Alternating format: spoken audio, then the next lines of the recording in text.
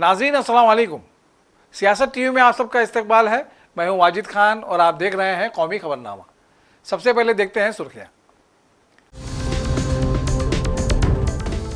किसानों का पंजाब बंद कामयाब, रेल खिदमात बुरी तरह मुतासिर, पूरी रियासत में आज आम जिंदगी मफलूज रही।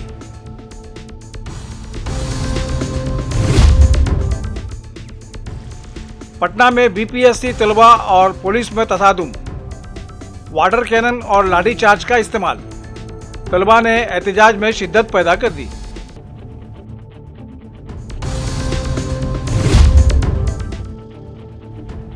बिहार की डबल इंजन सरकार पेपर लीक और बदउनवानी के खिलाफ एहतजाज कर रहे तलबा पर बर्बरियत कर रही है, प्रियंका गांधी की कड़ी तनकीद।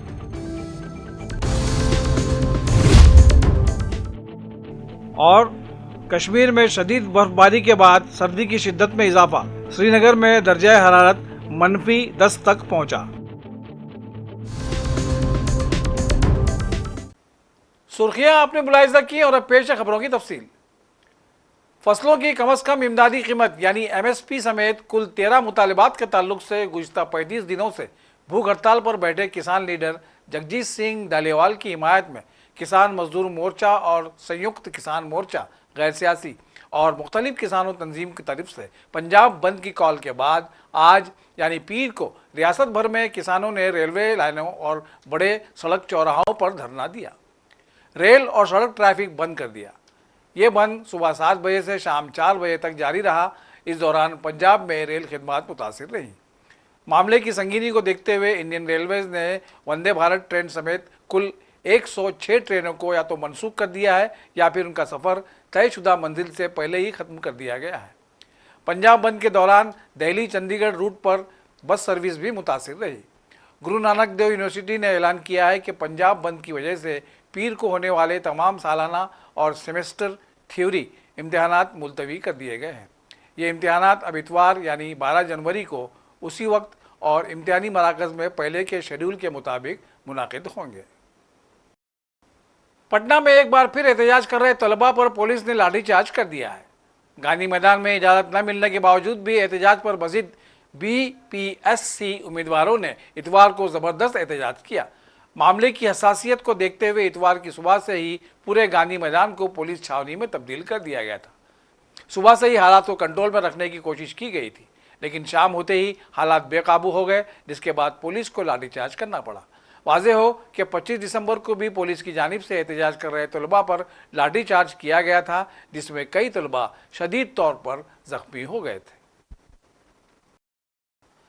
कहा जाता है कि सभी उम्मीदवार शाम होते ही प्रशांत किशोर की सरबराही में JP गोलंबर के रास्ते से CM हाउस जाने लगे। रास्ते में पुलिस की जानिब से एहतजाजी तलबा को रोकने की कोशिश की गई, लेकिन तलबा ने पुलिस बैरिकेडिंग को तोड़कर आगे बढ़ने की कोशिश की। तलबा ने आम गाड़ियों को रोककर रास्ता ब्लॉक करना शुरू कर दिया। इसके बाद पुलिस ने तलबा पर लाठीचार्ज कर दिया। हालांकि लाठीचार्ज के बाद तलबा ने अपने एहतजाजी शिद्दत को मजीद बढ़ा दिया। तलबा ने लाठीचार्ज पर शदीद गम गुस्से का इजहार करते हुए उसे बर्बरियत से ताबीर किया है और कहा है कि पुलिस ने एक बार फिर जलियांवाला बाग की तारीख को दोहराया है। जनगण मन गाते हुए किसको अरेस्ट किया जाता है? कहाँ का न्याय? कौन सा आर्टिकल में लिखा हुआ है कि जनगण मन गाते हुए अरेस्ट किया जाता है? बताओ हमको। नीतीश तुम बताओ, तुमसे जवाब लेंगे हम। बात करो कोई हमसे यार, मार के उन्हें बात करो। आज भाग गया है, पहले सबसे पहले प्रशांत किशोर, हम लोग उनके नेतृत्व में यहाँ आए थे। ये मुझे नहीं पता, बस पैर से चला नहीं जा रहा है, सारे कपड़े फाड़ दिए, खींच खींच के देख लीजिए। ये पटना SP महिला है, लेकिन मैं कहना चाहता हूँ कि उनके घर में क्या कोई भाई नहीं है, क्या कोई पिता नहीं है? इस तरह बर्बरता करती है वो, जलियांवाला बाग बनाना चाहती है वो। ये साजिश नहीं चल लेना होगा।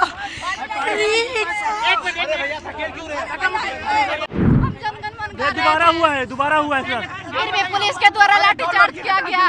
जनगण मन गाते हुए पुलिस के द्वारा हमको लाठीचार्ज किया गया और अभी डिटेन करके ले जाए। भैया लोग छुड़वाए हैं। जेंट्स पुलिस हमको मारा, अभी भी लाठीचार्ज किया। दोबारा हुआ है सर। 3 बार लाठी खाए हैं। हमको जेंट्स पुलिस अरेस्ट करके ले जा रहा था, अभी भैया लोग छुड़वाए हैं। जनगण मन गाते हुए किसको अरेस्ट किया जाता है? कहाँ का न्याय? कौन सा आर्टिकल में लिखा हुआ है कि जनगण मन गाते हुए अरेस्ट किया जाता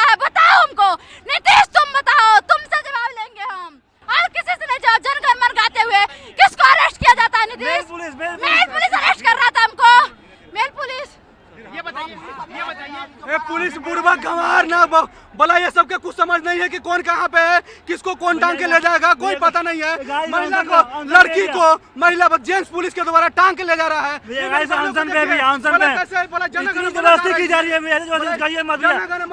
भैया, हम कुछ नहीं कर रहे थे, हम बैठे हुए थे भैया, उठा के ले जा रहे हैं भैया। यहाँ पे गाड़ी से कुछ खाना पानी नहीं खाया भैया, बोलने की हिम्मत नहीं है, फिर भी टांग के ले जा रहे हैं ये लोग। इतने बदतमीज है भैया।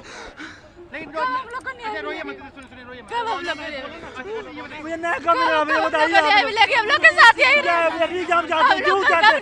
बात करो कोई हमसे यार, मार के उड़े बात करो। पुलिस प्रशासन लाठीचार्ज करवा रही है। नहीं था जब क्या बात है, हमें सत्तापद से मांग करेंगे ना, सत्तापद क्या? हम सबसे आगे रहेंगे, लाठी चलेगी सबसे पहले हमारे ऊपर चलेगा। आज भाग गए हैं, पहले सबसे पहले परेशान हम लोग उनके नेतृत्व में यहाँ आए थे, वहाँ पे नहीं आए थे, लेकिन फिर चल गए। नेता की तरह बतिया के चले गए, बोला कहे कि डेलीगेशन के लिए 5 लोग जाएंगे। हम लोग यहाँ पर जब भूखे सुबह से 12 दिन से मुजरा कर रहे हैं, 5 को जाके डेलीगेशन रोज बोलते हैं कि 5 को जाइए, आप लोग घर जाइए। हम लोग घर जाने के लिए आए हैं, इसी दिन के लिए आए थे, 12 दिन से बैठे हुए हैं। ये मुझे नहीं पता, बस पैर से चला नहीं जा रहा है। क्या बहुत आप पैर से चला नहीं जा रहा? आप लोग कुछ हिंसा कर रहे थे कि कुछ नहीं, हम लोग जन गण मन गा रहे थे, अपने सर को पकड़े हुए थे, रोमांचु सर को पकड़े हुए थे, बहुत मारा है, सारे कपड़े फाड़ दिए, खींच के देख लीजिए, ये देख लीजिए पूरा फूला लाठी से इस पर मारा गया। देखिए यहाँ पे इस पर लाठी चलाया गया, देखिए ये पूरा फूला हुआ। ऐसा उम्मीद था कि पुलिस इस तरीके से छात्रों पर करेगी? हमें कभी नहीं हुआ है, उम्मीद था कि जो व्यक्ति उसी पढ़ाई को पढ़ के आते हैं, प्रशासन में आते हैं, वो अपने ही बच्चों पर इस तरह बर्बरता करेगी, हमको उम्मीद नहीं था।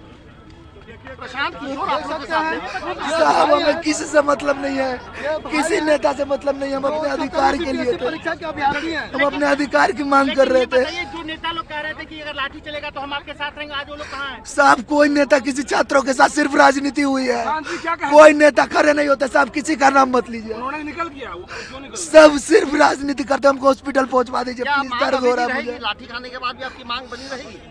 साहब हम जब तक नहीं एग्जाम होता है तब तक हम रहेंगे, और अमर आंसर पुनः करेंगे, हम छोड़ने वाले नहीं है।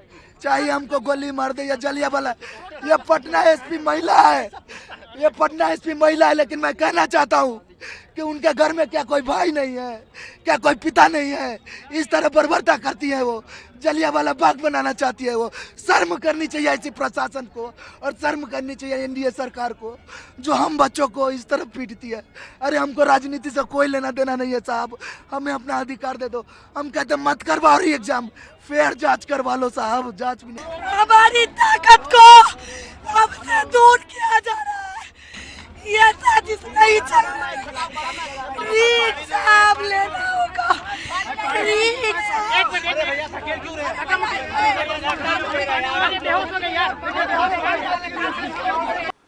प्रशांत किशोर ने आज तलबा पर लाठीचार्ज के वाकयात की मजम्मत करते हुए प्रेस कॉन्फ्रेंस की और ये वजाहत करने की कोशिश की कि गुज़िश्ता शब जब हालात बिगड़े तो वो वहाँ से नहीं गए। उनका कहना है कि वो तलबा के साथ उस तहरीक में आखिर तक शामिल रहेंगे। कांग्रेस की जनरल सेक्रेटरी प्रियंका गांधी ने कहा है कि बिहार में अपनी जायज़ मांगों के लिए आवाज़ उठाने वाले तलबा की बात सुनने की बजाय डबल इंजन हुकूमत उन पर मुसलसल जुल्म सितम कर रही है।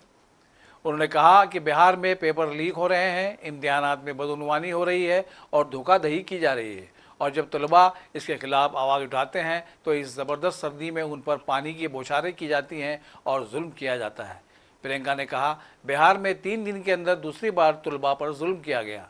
इम्तिहानात में बदउनवानी और धोखाधड़ी को रोकना हुकूमत का काम है, लेकिन बदउनवानी रोकने की बजाय तलबा को आवाज़ उठाने से रोका जा रहा है। उन्होंने मजीद कहा कि इस कड़ाके की सर्दी में नौजवानों पर पानी फेंका जा रहा है और लाठीचार्ज किया जा रहा है, जो एक गैर इंसानी अमल है।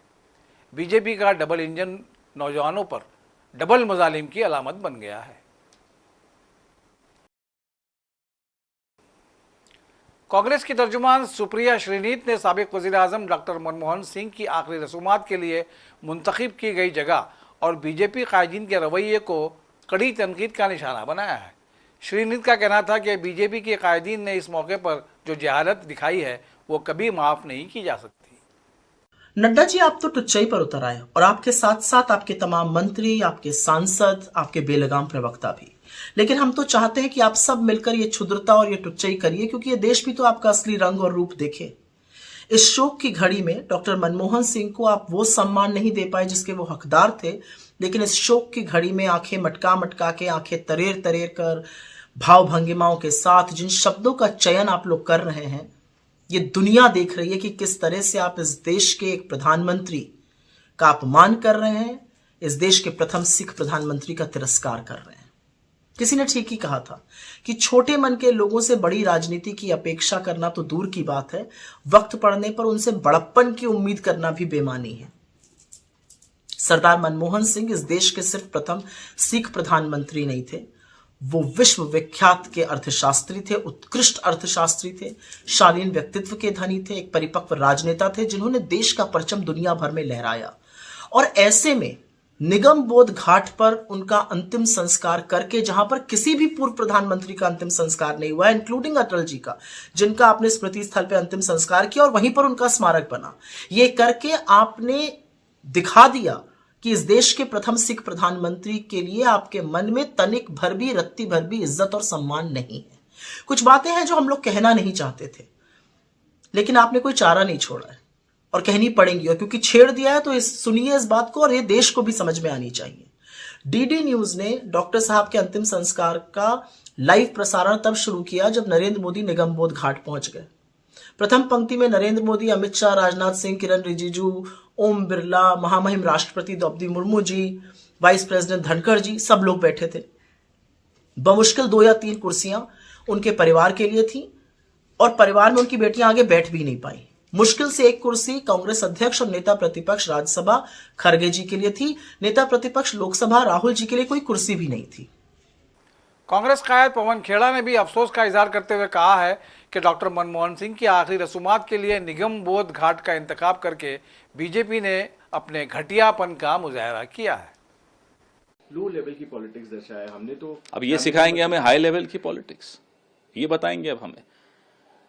आप एक प्रधानमंत्री बता दीजिए, पूर्व प्रधानमंत्री, जिनकी अंत्येष्टि निगम बोध में हुई हो। इस तरह का सौतेला व्यवहार क्या ये सिख समुदाय के प्रति है, ये डॉक्टर मनमोहन सिंह जी के प्रति है, ये कांग्रेस पार्टी के थे वो इसलिए है, हमें नहीं मालूम।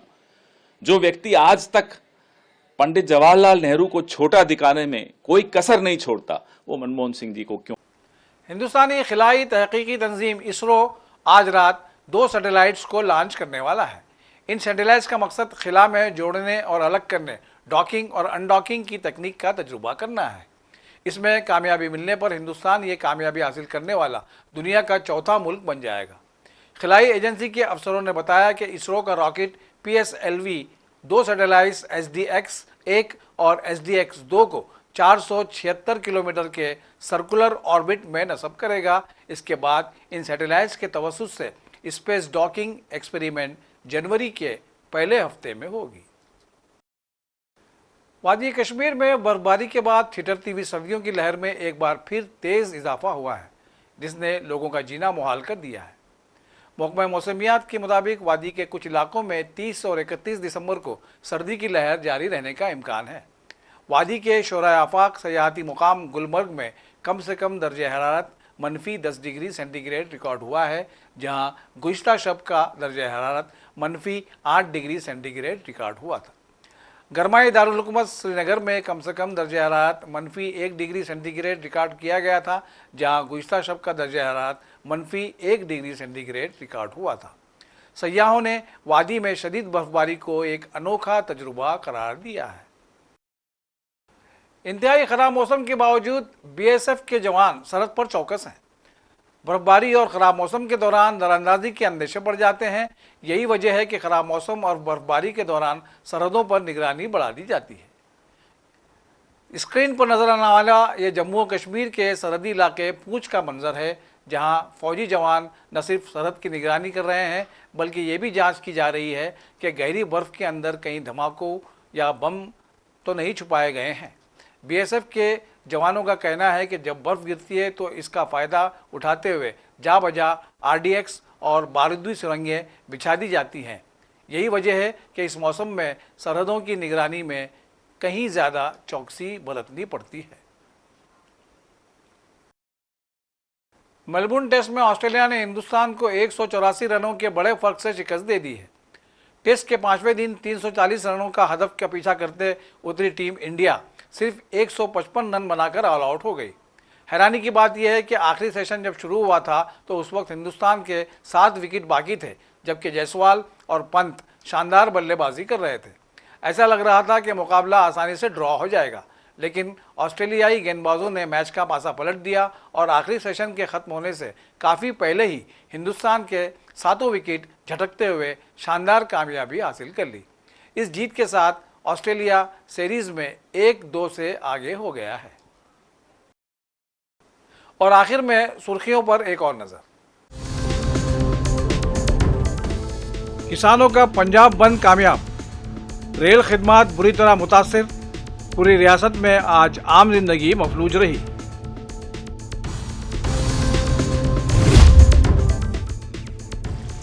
पटना में बीपीएससी तलबा और पुलिस में तसादुम, वाटर कैनन और लाठीचार्ज का इस्तेमाल, तलबा ने एहतजाज में शिद्दत पैदा कर दी।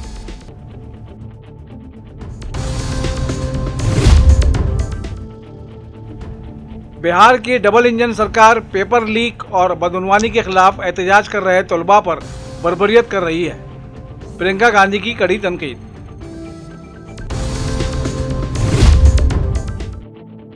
और कश्मीर में शदीद बर्फबारी के बाद सर्दी की शिद्दत में इजाफा, श्रीनगर में दर्जा हरारत -10 तक पहुंचा। इसी के साथ कौमी खबरनामा यहीं अपने इख्तिताम को पहुंचता है। सियासत की पूरी टीम के साथ वाजिद खान को दीजिए इजाज़त। अल्लाह हाफिज़।